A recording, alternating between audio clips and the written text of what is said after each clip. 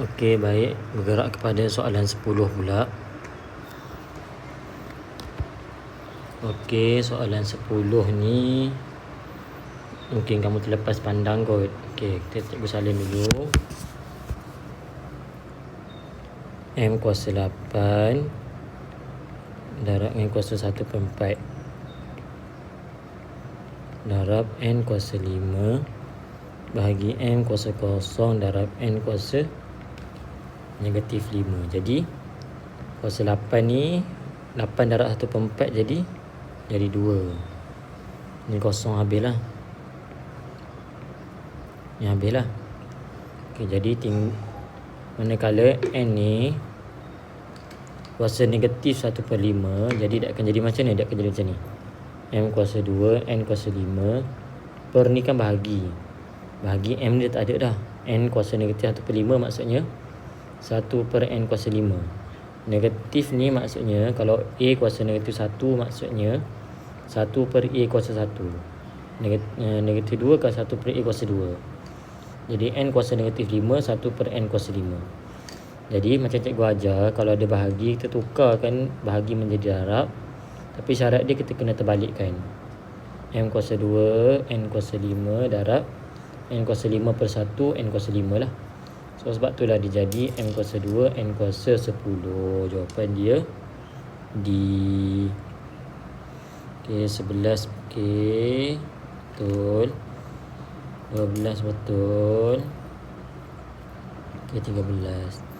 Tapi 11 ni kamu bulatkan juga tak apalah. Okay, soalan 13. Ungkapkan K dalam sebutan Y. Jadi maksudnya kalau ungkapkan K dalam sebutan Y, K ni tinggal seorang-seorang. Faham tak? K sama dengan bla bla bla bla bla, ada Y bla bla bla bla. Faham tak? Itu maksudnya. Okay, jadi kita salin dulu soalan.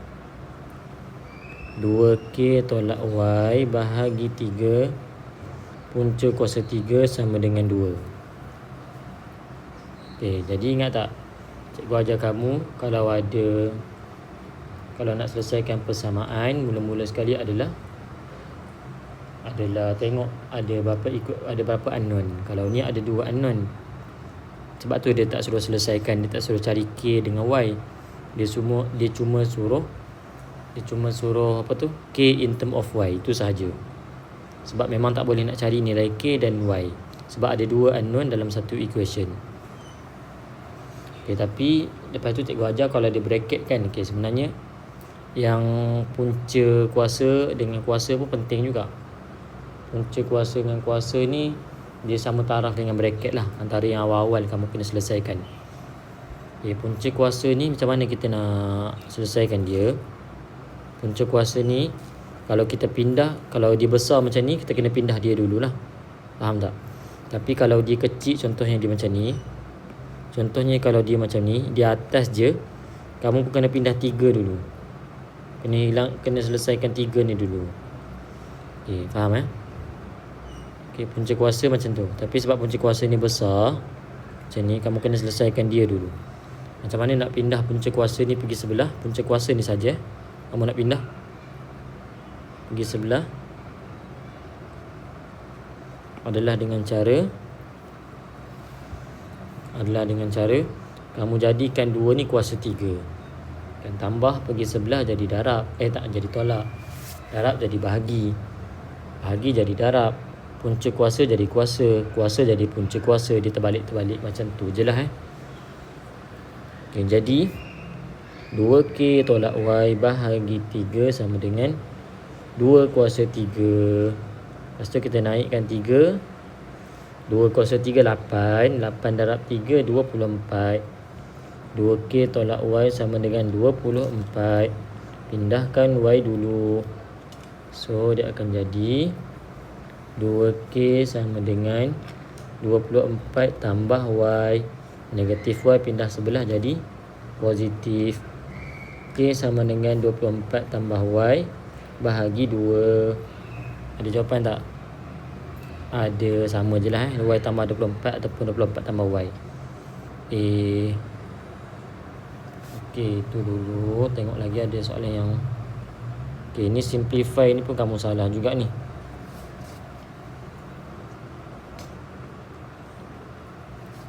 Dia suruh simplify maksudnya dia suruh mudahkan. Ni apa ni? Soalan tambah ke? Tambah kot ni.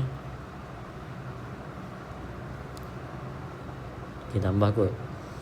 Okey, kalau ada cikgu salin dulu lah soalan tak nampak lah. X kuasa 2 tambah 2x tambah 1 per 6 tambah ni berapa ni?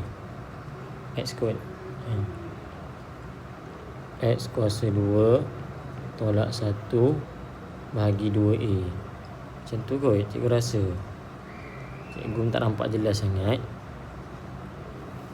Okey, tapi kalau macam ni, macam mana kita nak mudahkan dia? Okey, kalau kamu tengok pecahan ada tambah dan tolak, mula-mula sekali apa? Kena samakan pembawah. Kan? Cara paling mudah adalah kita darab silang, betul tak? Okey, kita darab silang. Okey, tapi selain daripada darab silang, kamu tengok 2 ni kamu darab 3 nak jadi 6, betul tak? Jadi dekat sini kamu darab dengan 3.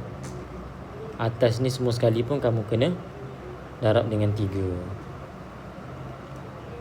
Okey, tapi 6. So dekat sini dia akan jadi 6a. 2a darab 3 akan jadi 6a. Jadi 6 ni kena darab dengan a lah. Ini pun kena darab dengan a. Kena darab dengan a. Okey, jadi x kuasa 2 darab a, ax kuasa 2 tambah 2ax tambah a. Okey, kita sekalikan terus tambah 3 darab x kuasa 2, 3x kuasa 2, 3 darab negatif 1 tolak 3 bahagi 6ax. X tak ada 6a, silap. Okey, bahagi 6a. Macam mana kita nak selesaikan ni? Susah juga ni.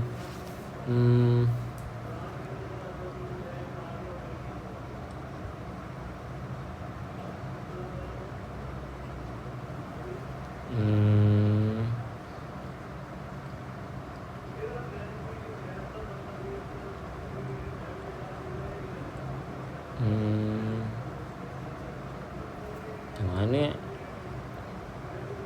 Jawapan dia ax tambah 1. Kenapa bawah dia tak ada a? 3 je. So dia faktorkan 2. Tapi jadi x tolak 1 dekat bawah. Kenapa jadi x tolak 1 dekat bawah?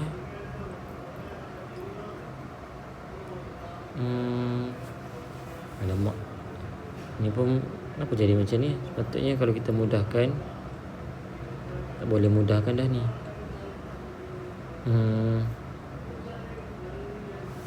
Sekejap. Yang atas ni kita boleh mudahkan tak? Cuba cikgu tekan calculator dulu.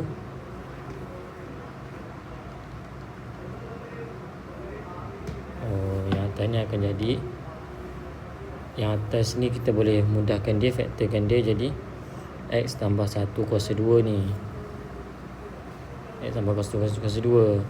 Yang atas ni Manakala yang ni pula kita boleh pecahkan dia menjadi x tambah 1 dan juga x tolak 1 ni. X tambah 1 dengan x tolak 1.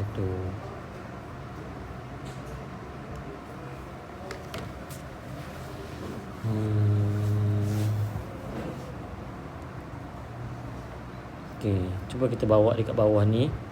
Kita faktorkan dia dulu A darab dengan x tambah 1 kuasa 2. Jadi ada 2 kali lah. Lepas tu kita akan tambah dengan 3. Ni faktor dia. X tambah 1 x tolak 1. Okay, jadi dalam kedua-dua ni kita boleh faktorkan lagi ni. Kita faktorkan x tambah 1 tu keluar. So x tambah 1 dekat luar, dia akan darab dengan a darab dengan x tambah 1 tambah dengan 3 darab dengan x tolak 1. Oh, ni ada bagi 6a, ni ada bagi 6a. Aduh, ni pun bagi 6a. bahagi 6A. Jadi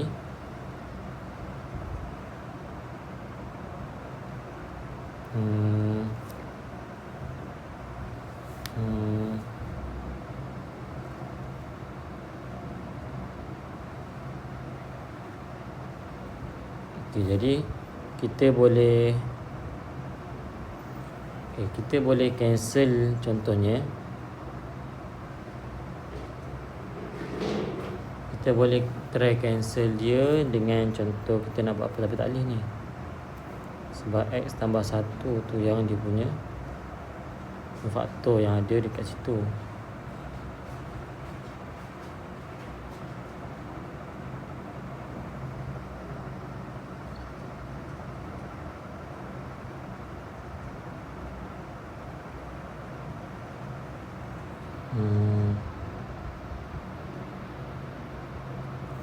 Tak erti lah soalan ni, apa susah sangat ni. Apalah 15 ni, tak erti lah. Ataupun mungkin soalan ni salah ke apa, tak tahu lah. Okay, lagi soalan 17 Soalan 17. Okay, soalan 17 ni MN garis lurus dibagi persamaan garis lurus MN. So cari X intercept. X intercept maksudnya di sinilah. Jadi kalau kita nak cari X intercept, kan Y ni kita kena jadikan kosong lah. Y ni kita jadikan kosong tu je. Jadi kosong sama dengan X per 2 tolak 3. Jadi kita pindahkan 3 pergi sana, akan jadi negatif 3 akan jadi positif 3. So kita pindahkan 2, X sama dengan 6. Macam mana X sama dengan 6? Betul ke persamaan ni? X per 2 okay, positif tolak 3. Salah ni. Parallel lah. Tengok tak baca soalan elok. Okay, dia kata MN ialah garis lurus yang selari dengan garis lurus Y sama dengan X per 2 tolak 3. Jadi maksudnya kalau selari, dia punya M dia yang sama. M dia sama, iaitu M dia 1 per 2. 1 per 2X. Tapi kita boleh tengok kat sini Y intercept dia adalah 4. Jadi kita tambah je lah 4. Jadi kita pun dapatlah persamaan garis lurus untuk MN. Ini bukan M, ini Y, silap. Jadi ini adalah persamaan garis lurus untuk MN. Senang je kan. Habis tu Y ni kita jadikan kosong. Sebab apa? Sebab kita nak cari X intercept. 1 per 2X tambah 4. 4 kita pindahkan. Negatif 4 sama dengan 1 per 2X. Pindahkan 2. So X sama dengan negatif 8. Okey, negatif 8 dah dapat. Okey, kamu pun buat macam cikgu juga. Kamu salah baca soalan Okey, mana lagi? Okey, cikgu post untuk sampai muka surat 129 dulu